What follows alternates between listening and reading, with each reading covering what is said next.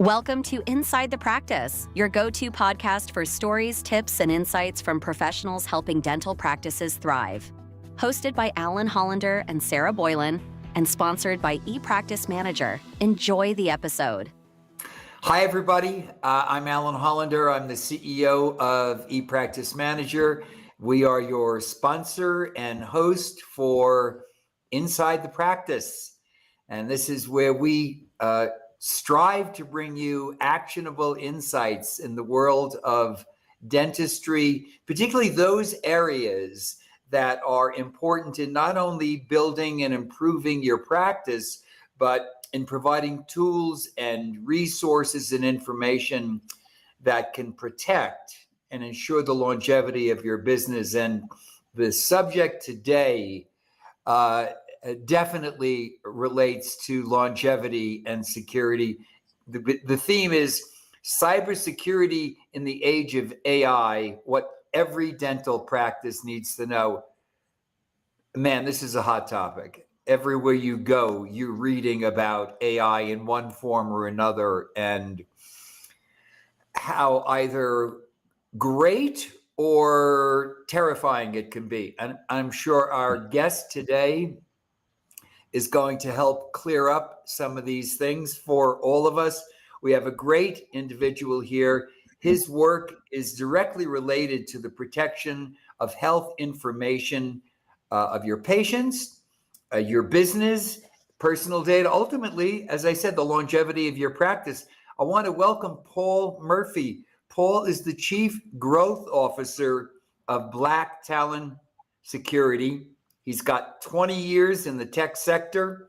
He is a recognized expert in all aspects of data security. And Paul and his company play a key role in strategic guidance to help businesses stay ahead of emerging cybersecurity threats. Paul, great to have you here. Thank you so much, Alan. Honored to be here. I'm looking forward to our conversation. Yes, me too. Thanks. You know, I was thinking about this, Paul, before the podcast. Protection, the protection of a business, the protection of a community. You can look at this in terms of any type of defense or protection. You know, you go back to medieval times. You know, a nice wide moat, nice and deep. Yes. With like some very ferocious things in it around the castle, or a daunting 30-foot wall where you could place all your archers, you know, and pour hot oil on the onslaught of the enemy. They were often a solid defense for a city, but you could see the enemy. Not so now. The threat has it's changed just diametrically. Can you give us an overview of current stats, breaches, attacks on healthcare and dental practices, and why are these types of practices especially vulnerable to cyber attacks? Sure. So, I mean, as you mentioned, it's a growing problem, and one that continues to evolve at such a rapid rate. I will go ahead and share with you and your audience that the reason the dental community has such a big target on its back is due to EPHI, right? It's the data that is stored in every practice. There's a lot of misinformation out there about who is a target, who's not a target. For example, I've met with hundreds of private practice, owners who felt like the target on their back was small or non-existent, where, hackers or hacking groups are targeting big DSO, organizations, and nothing could be further from the truth, right? The target on the back of a general dentist with 6 computers who practices in rural America is every bit as big as a target that's on the back of organizations like Heartland Dental. If you store EPHI, you store patient data, you're the number one target today for criminal hacking groups. Well, let me expand on that a little. When I say hacking groups, I mean the hacking groups who specifically launch ransomware attacks against organizations. There's different types of hacking groups that are out there, right? So, for example, China has been hacking into the United States for decades, but really their goal is the theft of intellectual property. They're not really involved in the ransomware game so much. And then you have hacking groups who are tied to terrorist organizations, right? Or organizations whose intent is to do harm to the US. And they're targeting things like the infrastructure, possibly the Pentagon. Ransomware groups are mostly coming from Eastern Europe. That is the hotbed for ransomware groups right now. And they're targeting practices due to the data that's stored at every practice. What's changed a lot, I'd say, over the past 3 years is if we go back 3, 4, 5 years ago and a dental practice was hacked, the hackers would gain access to the network and at some point encrypt that practice's data. And then they would demand ransom be paid. And if you paid the ransom, they would simply unlock or decrypt that data and give you access. What they have figured out is how to steal or siphon off data. And they do that now in probably safe to say 100% of breaches against healthcare entities. So they're not just locking the data, they're stealing it. And every hacking group out there has their own auction site on the dark net where they will go and post the data that they've stolen. And so now, yes, you're paying for the return of your data or access to your data, but if you pay the ransom, really what you're paying for is the removal of your EPHI from some hacking group's auction site on the darknet, or to prevent that hacking group from contacting your data directly if you refuse to pay. And we've seen a rise of that, recently. Amazing. It's pretty scary. So they're how they, to use the word that is associated with use in a positive sense, how they monetize this criminal activity beyond having you pay their blackmail, or not blackmail, their ransom, is they then take that data, and whether they return it to you or not isn't the issue. It's the fact that it can then be sold. Correct. Yeah, that's correct. Now, there is such a thing, believe it or not, and I hate to even call it this, but honor amongst thieves, where typically if you are hacked by one of these groups and you do pay the ransom, 9 times out of 10, you are getting your data back and they are removing that data from the auction site. In the early days of these attacks, when they first started, when they were just encrypting data and, essentially holding your data ransom, you had a 50-50 chance, at best, of getting your data returned. But it didn't take these criminal organizations too long to figure out that if they didn't deliver what they were promising, no one would continue to pay, right? And that business model would just die. So there is such a thing as honor amongst thieves. Yeah, I get it. Yeah. Why is it, Paul, that traditional cybersecurity just isn't working? I mean, there are so many security tools out there. We're besieged with them. I receive them as a business owner all the time. I mean, what happened to firewalls? And those traditional means of protecting your data. Sure. So firewalls are still very important, very, very important. I would not even consider practicing without having a functioning firewall in place. But firewalls can be beat. And oftentimes, there are misconfigurations in firewalls when they're set up. There's outdated or unpatched firewall software. People leave ports open, sometimes by accident, sometimes it's even by an organization's IT firm, right, who may need to open up a port to perform some function and they forget to close that port. Sometimes ports are left open on purpose because you could be a practice that's using maybe a cloud or cloud-based software that is dependent upon a couple of ports being open in order for it to function. So there's a multitude of different ways that hackers can bypass firewalls. Traditional antivirus was such a great and very powerful tool for the 3+ decades that we've been relying on it. Is it designed to protect a practice from a modern day ransomware attack? Absolutely not. Absolutely not. Essentially, traditional AV is really just a dictionary of known threats. That's all that it is. We know that every hacking group out there owns every version of commercial antivirus on the market. They know what lines of code they need to change in their attacks in order for it not to be detected by traditional AV. So AV has been replaced now with AI-based, technologies that we call like AV on steroids, essentially. Mm.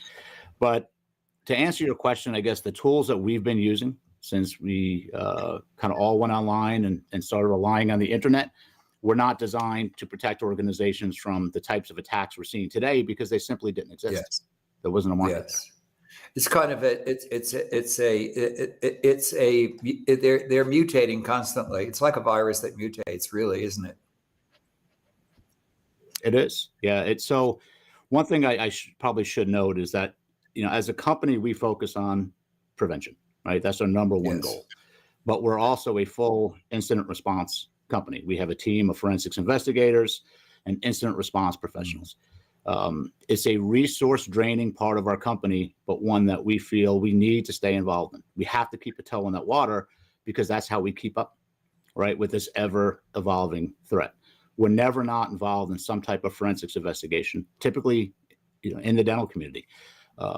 We have to do that in order to keep up with this threat because the tactics that the criminals are using and the methodologies that they're using are changing constantly. And oftentimes it's our own forensics investigations that dictate to us what we need to do differently on the preventative side, just to barely. I can see that. I mean, you have to understand the mind you have to understand the mind and parallel the mind of the criminal mentality to build appropriate defenses. That's a great point. How do we make people in a company? I mean, I've seen, and I'd love to hear you talk about this as we go on here, but I've seen various types of things that you can do to train employees on these things, from simple to sophisticated. How do we make people in a company who, because of simple errors, yes, there's negligence, I'm sure. Yeah. And you want to avoid that as much as possible. But how do you make people in a company? How do you turn these people who are the major problem? I'm not saying, your staff. I mean, I think this goes across the boards from the top of the organizational structure to the bottom. We can all make stupid mistakes, but how do we turn individuals, those in our company, into our best defense? That's a great question. So training is absolutely crucial. It really is. Number one, I think specifically for the dental community, make the training relevant to your average dental practice team member, right? Don't make it a generic training. But everyone has to be empowered to be able to make good decisions, right? So if I'm a practice owner and I don't offer training for my team members, and one of my team members clicks on an email or a link with an email that's malicious, that launches a ransomware attack and shuts me down, how could I hold that person accountable if I did not empower them to be able to make smart decisions? Right. So number one, training is imperative. Make the content relevant to your average dental office team member. Talk about things in the training like incoming communications that have Panorexes or PAs attached and things like that. We actually kind of shifted over to one long training into doing micro modules, and we did that by design. Makes sense. Because makes total sense. Let's face it, all of our attention spans, they're gone, right? It doesn't matter what age, our attention spans have really shrunk. Okay. We don't have a tolerance, right, to sit through an hour-long training and even pretend to be interested or that we're retaining what's being taught. So micro trainings, ongoing trainings, and certainly simulated phishing attacks, right? So it is almost like a muscle memory type exercise. You have to test your team, to test whether or not they actually retained what it was that was being taught to them. And, are they staying hyper aware of this threat? So launch simulated attacks against them, and don't, if you're going to do that, make sure there's an instant correction available to them as well. So if they did click on, a fake email that could have potentially been malicious, let them know immediately what they did wrong, right? And how they can make a better decision the next time. And the training needs to be updated on a regular basis. It shouldn't be the same content over and over again or year in, year out, because the threat keeps changing, right? We're at a time now where we're seeing this rise of deepfakes because criminals are using AI technology to disguise who they are. So they can use something simple like ChatGPT to figure out, how do I have a conversation with a general dentist office, or with an oral and maxillofacial surgeon, and use content in their communication specific to that specialty. And then they can even disguise who they are digitally, right? We're seeing this rise in deepfakes, and it is taking the world by storm, and it is scary. I mean, it is very scary. So training is critical. Yeah. Wow. No kidding. And just, yes, we're big believers in terms of the training that we do on our clients. We know how easy it is for something that is enormously effective, if it's done on a regular basis, to just drop out. Absolutely. And so this idea of constant reinforcement, ongoing reinforcement, is certainly really important. And just you're bringing up really the subject that I think is the hot topic. It's AI. Everybody's using ChatGPT now. There's tremendous anxiety related to AI and how it's being weaponized by hackers. Can you give us any real world examples of AI generated emails that nearly bypassed detection, or may have actually bypassed it? Listen, I've gotten them. Unfortunately, my finance people have gotten them and sent me emails and said, Alan, did you authorize this, very large payment to so-and-so? It's got your email address. And fortunately, they're intelligent enough to catch it. I did have somebody who wasn't right there on it, but give us some examples of this, Paul, so people know, what are you looking for when you are trying to kind of detect these AI generated emails? So trust has to go away. Number one. I'll give you a couple of examples. Yes, so the first time I actually read about this did not involve anything that we were involved in, but it was a company based in Hong Kong, and a very large company. And their CFO, I think, had been invited to speak at a conference somewhere in the world. I was very proud of that. So he took a short clip of a video of himself presenting, to the audience, and he posted it on LinkedIn. So a hacking group grabbed that video. So they grabbed his likeness, they grabbed his speech patterns, his cadence. They compromised that individual's email account, and they were communicating with his employees. And he invited them to attend a web meeting like this. And so now you had two members of the accounting department face to face with their boss, who was the CFO. And the boss instructed them to make 2 wire transfers to cover the cost of, I believe it was construction at that time. Now, this organization did have protocols in place, right, when it came to wire transfers. Pick up the phone, confirm with the person, ordering it, et cetera, et cetera. But since they were face to face with their boss at the time, they skipped that part of the process, and they went ahead and they transmitted funds, and it was theft. Wow. So what had happened was this hacking group took that video off of LinkedIn and essentially created an avatar of the boss, and you couldn't tell the difference between what was real, what was fake, and so millions of dollars literally went out the door. Last May, we had received a call from AAOMS asking us if we could join a call with them, the ADA, and an agent from the FBI, because the FBI had reached out to Amos to warn them that there was a hacking group that was specifically getting ready to target the OMS community.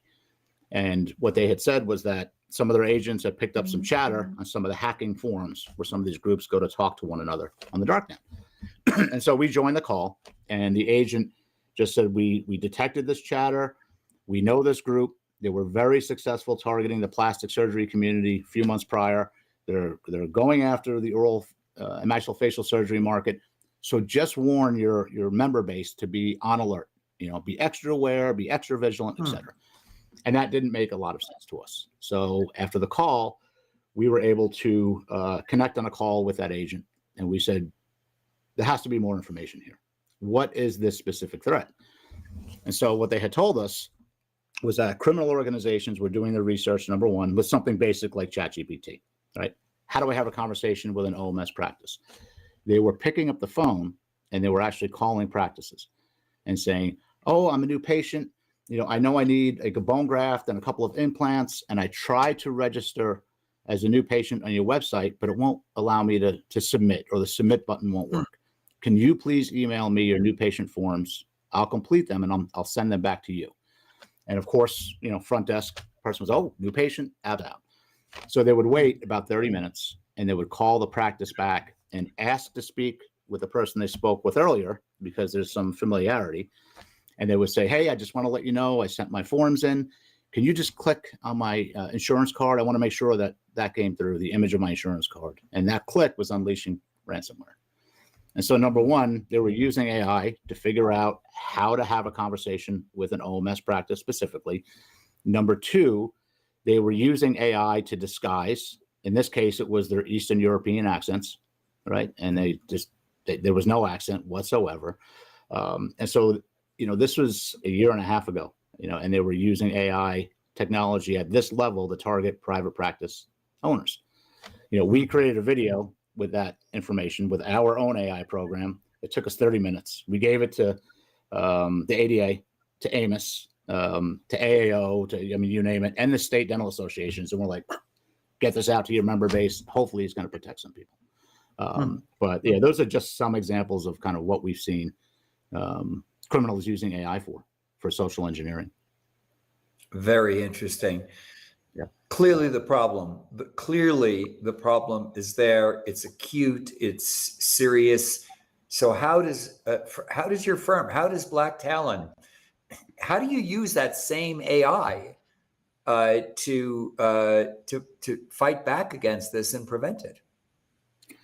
So number one, we'll go back to training, right, that we talked about. And we have an AI program that we use for our training. But we also have tools that we use that are AI-based tools. I mentioned earlier kind of why traditional antivirus software is outdated, right, and no longer effective. One of our tools that we use replaces that. And it's an AI-based tool that has the ability to recognize the fingerprints of malicious code. Right? It's not just the dictionary. It's like, this is something that doesn't appear to be normal or okay. It has the ability to detect what it considers to be unnatural lateral movement across an office's network. If front desk one has never communicated with the computer in this consult room, but is doing it at 2 a.m. on a Saturday morning for the first time, it's gonna recognize that and it's gonna flag it. The better technology out there, like this type of technology, it's really called managed detection and response. Has the ability to kill that code on its own without human involvement. And it is successful in doing that, most of the time. It has the ability to, on its own, quarantine a device. So if it is front desk one at this practice that's being targeted, this technology has the ability to cut off communication with that device, right, to prevent spread. It also alerts around the clock. Like, we have a team of security engineers that are all US based who have eyes on that console 24/7, 365.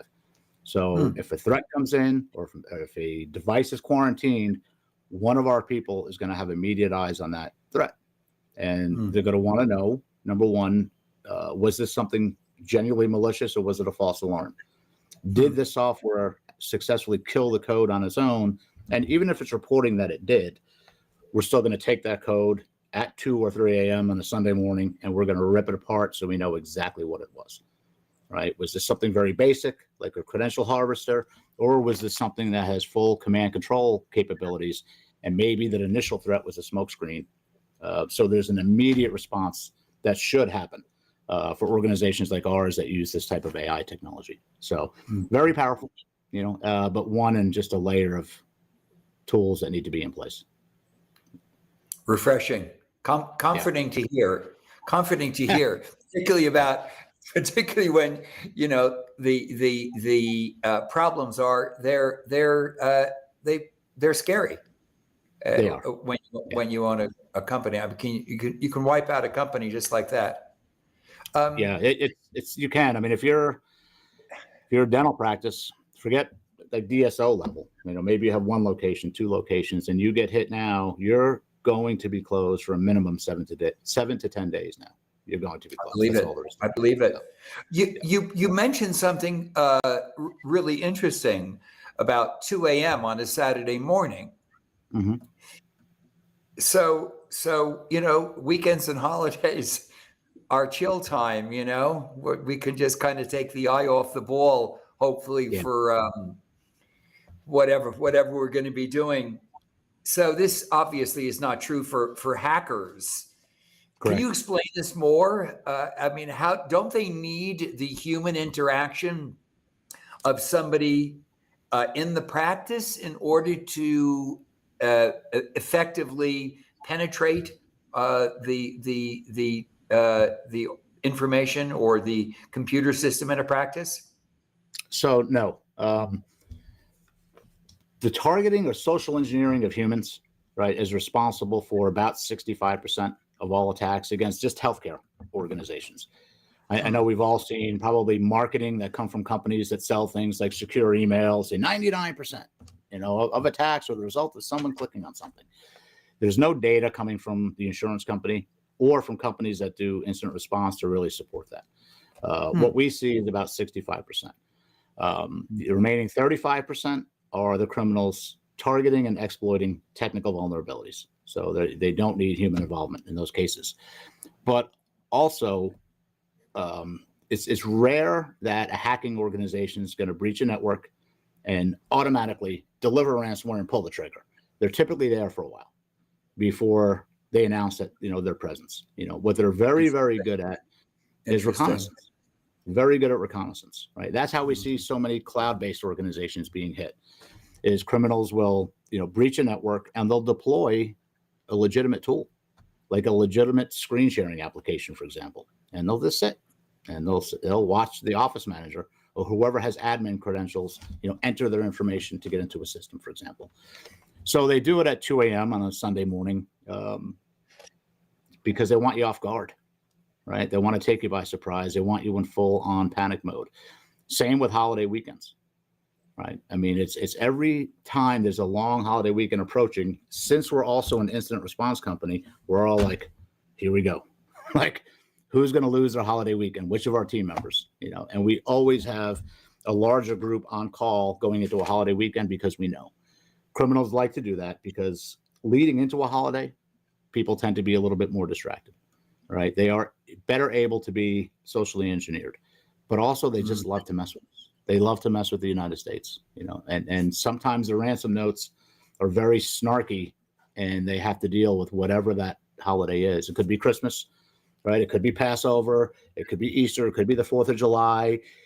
And they will make mention of that in their ransom demand in a very snarky way. So, yeah, it's, well, we all love holiday weekends, but, at Black Talon, we like them a little bit less, I guess you could say, just for that reason. So. Wow, I get it. What about the use of VPNs, which is becoming very, very popular and widely used? How helpful are they? Very helpful, especially with travel. If you're an organization or if you're a practice owner and you're going on vacation with your family, or maybe you're going to this weekend implant course, don't ever connect to Wi-Fi, without being connected to VPN. And we see it happen still so often where someone will go, and maybe it is a CE event, right? And whoever is sponsoring the Wi-Fi will have a code, and people have this false sense of security, like, oh, it requires a password, so I'm okay to connect to this hotel where I'm saying is Wi-Fi. Absolutely not. You have to hide that IP. So, VPN when traveling, working remotely, 100%, absolutely necessary. So, good question. Yes, thank you. Great. Sure. What a great tip. And they're so easy to implement. So you're saying, and I imagine you're on a plane, and you can actually use them on planes. I've used them on flights. Mm-hmm. You can use them on a plane. You can use them in an airport, certainly. Yep. Those must be highly targeted, and hotels. These must be highly targeted areas. Oh, they are. Yeah, without question, they are. So I mean, I Yeah. would never consider connecting to a hotel's Wi-Fi, and I fly at least every other week. I will never connect to. I'm Delta, so I would never connect to Delta Wi-Fi without my VPN being turned on. Never. Yeah. Yeah. Interesting. Very important. Interesting.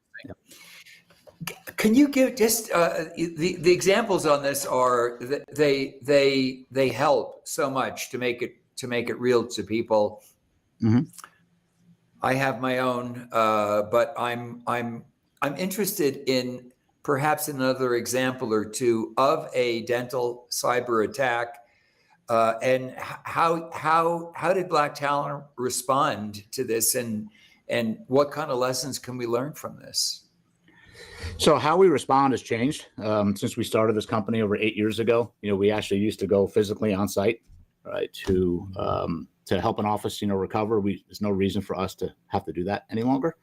But I mentioned this earlier. You have to plan for being shut down 7 to 10 days, right? So and that means no access to practice management data. So you can't see your scheduler, all right? So if it's a Monday morning when you're made aware that you've been hit, you don't even know who's walking in the door that day, wow, the next day, the day after that.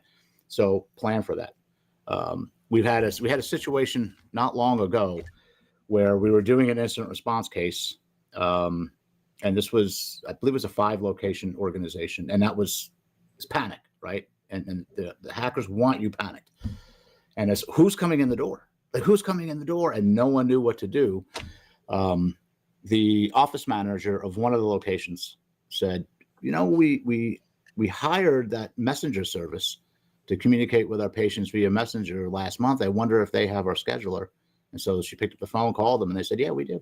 So they were actually able to, contact patients and prevent them from walking in the door that day. But number one, you have to have a plan in place. What are we going to do if we're hit with a cyber attack? And have a plan. How much do we tell the team members? Number one. How do we communicate with our patient base? What are we going to do to stop people from showing up, for at least that week? What does the recovery process look like? Do I actually have a phone number where I can reach my cyber insurance agent on a Saturday or Sunday if I have to? Because if I can't, and I can't open a claim, I could potentially delay my recovery by an additional 2 days, right? One thing I tell people is build a file that's not connected to the network, right? Have that contact information for someone at your insurance company who could be reached 7 days a week, 24 hours a day. Make sure you have cell information for whoever your IT provider is, your IT resource is. Go buy a laptop. Call it the emergency laptop. Load your practice management software, imaging software, et cetera, and lock that thing away. You're not going to be able to run your entire practice if you're shut down from a single laptop, but at least you'll know who you have to contact. And if necessary, you can limp along, right? I could plug a USB into a laptop and shoot a PA, for example, if I had to.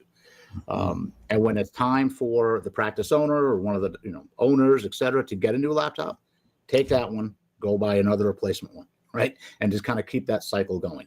So these are just things that you can do to kind of cut down on the amount of downtime.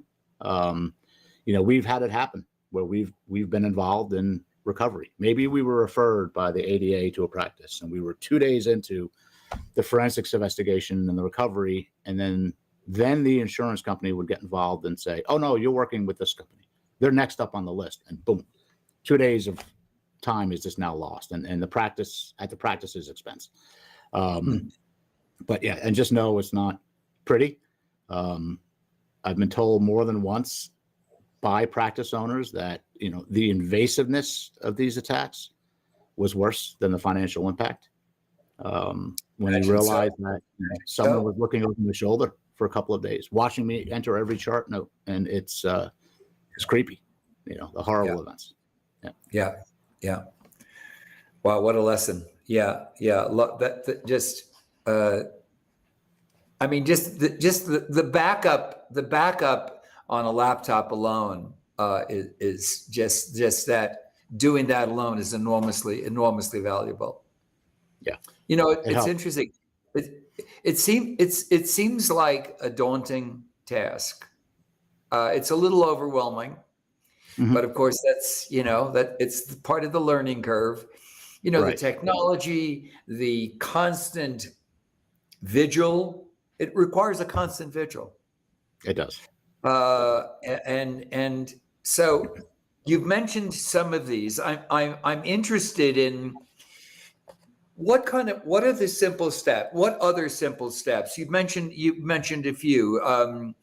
And of course, in terms of bigger picture, Paul, we're talking about, how do we know where we're vulnerable? I'm sure most practices know. I mean, I can't imagine what happens when you go into practices.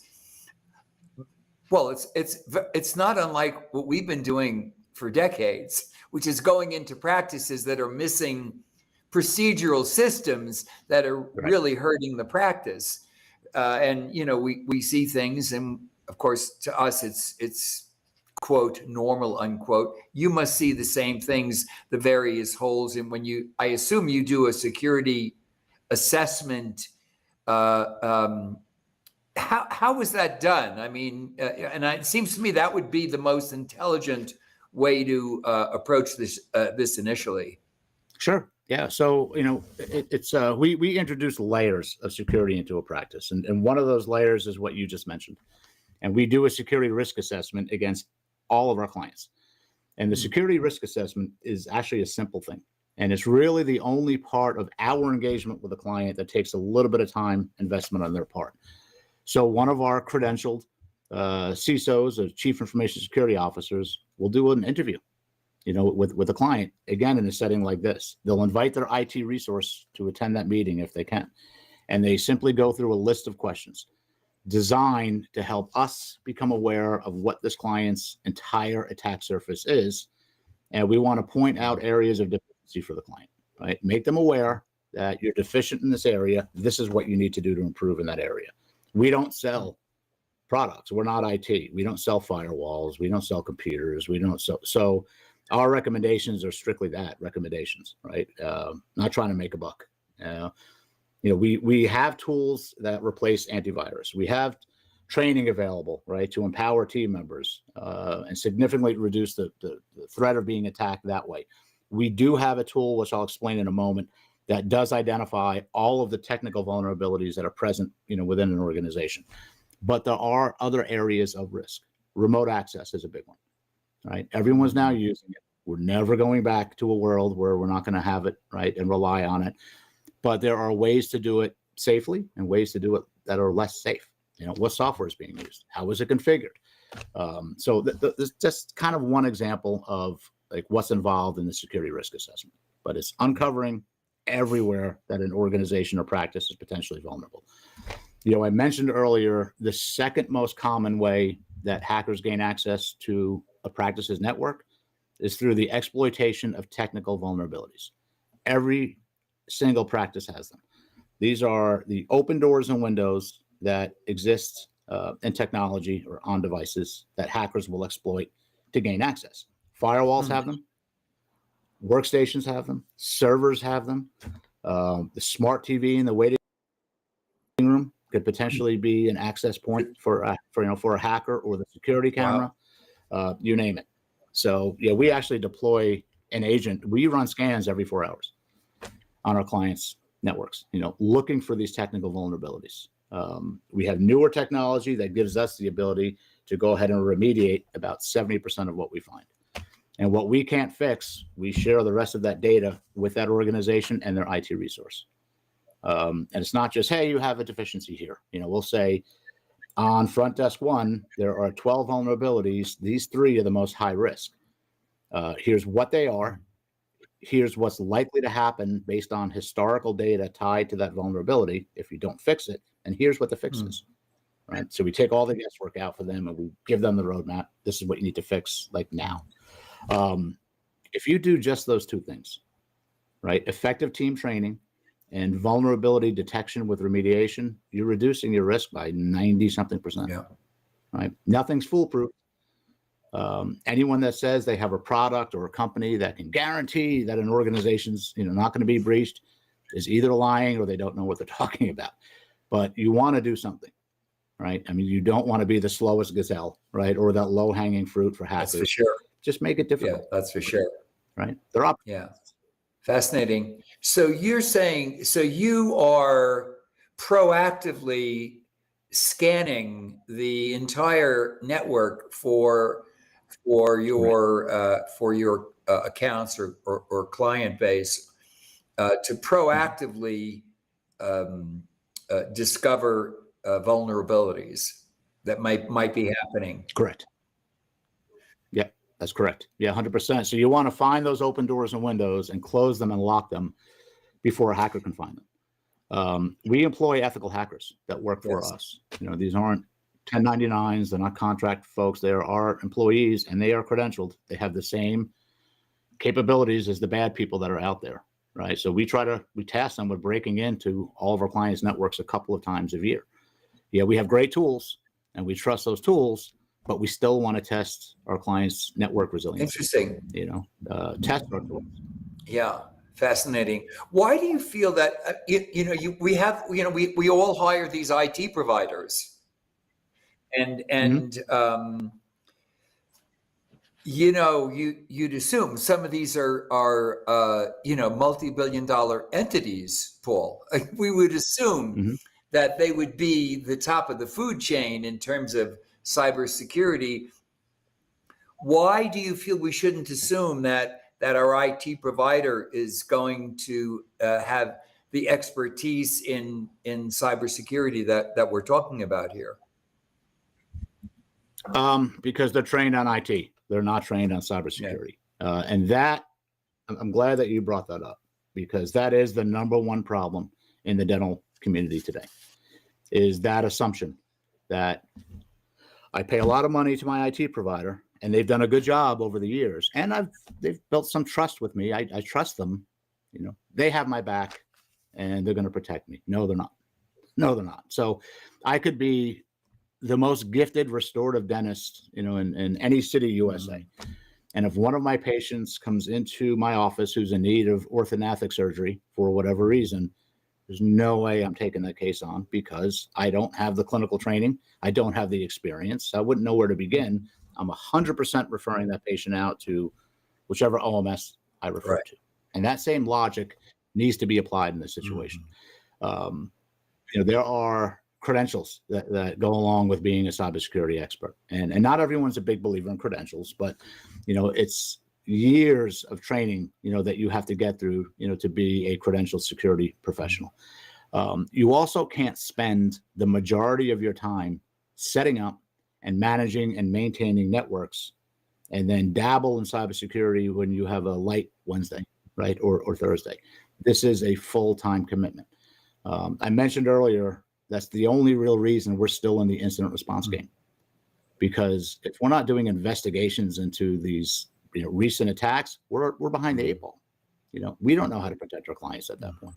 So you have to be completely immersed in cybersecurity just to be able to keep up and really know what it takes to effectively protect an organization. This is not a knock against IT in any way, shape, or form. If you're an organization and you work with a good IT provider, they are worth their weight in gold. There's no question. But they are not cybersecurity experts. Two completely different things. Get it completely. Yes, loud and clear. We understand that message, and the analogy of a provider who is perhaps dabbling and just learning to do a procedure. It's a good analogy, and there are many more, but it certainly it's loud and clear. How do we get how does one get a security assessment?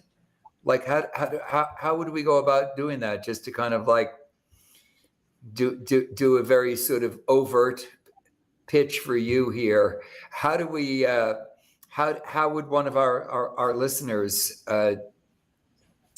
and you sound like you've worked within the OMS community. We happen to be a very, very big provider to that community also in practice management. So, but how would somebody get a security assessment, Paul?